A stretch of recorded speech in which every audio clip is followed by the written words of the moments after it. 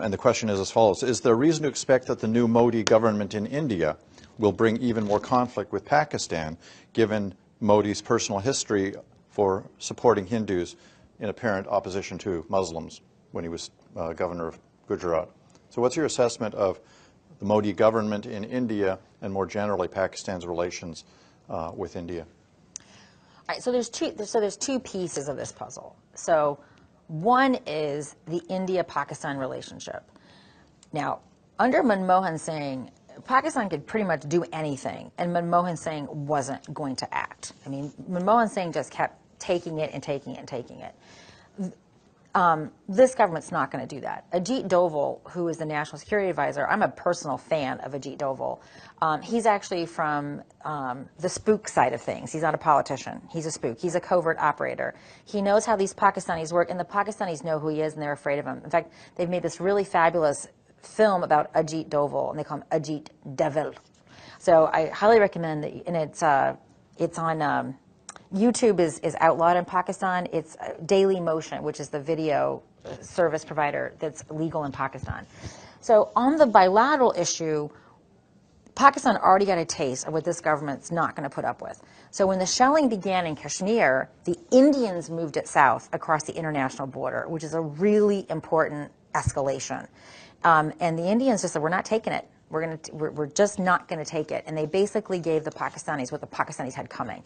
And so from a point of view of deterrence, this Pakistani government was certainly probing what this government was going to put up with. Even before Modi was inaugurated as the prime minister, they attacked the Indian consulate in Herat, which I viewed was a probing to see what were they going to do, what were they going to say.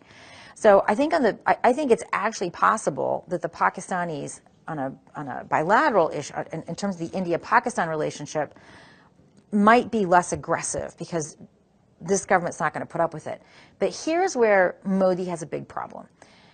When Indians say our Muslims don't participate in terrorism, that is flat out rubbish. There's no other way of putting it. There is no delicate way of putting it.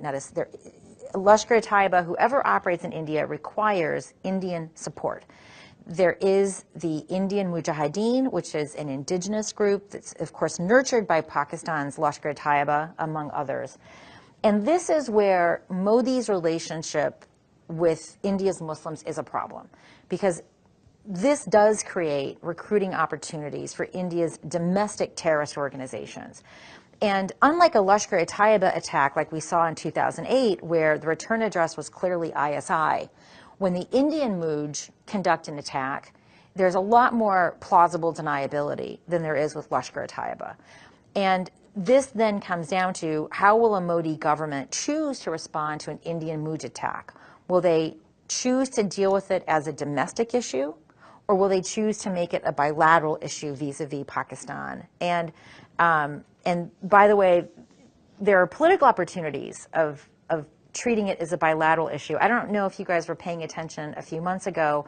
There was a boat that was blown up, and the Modi government said these were Pakistani terrorists, and we preempted another Mumbai. And Praveen Swami said, no, they're just a bunch of dumb drug traffickers. Not good dudes, but nonetheless, they weren't terrorists. And so there is, this government does have an incentive to, what's what I'm looking for, over-interpret for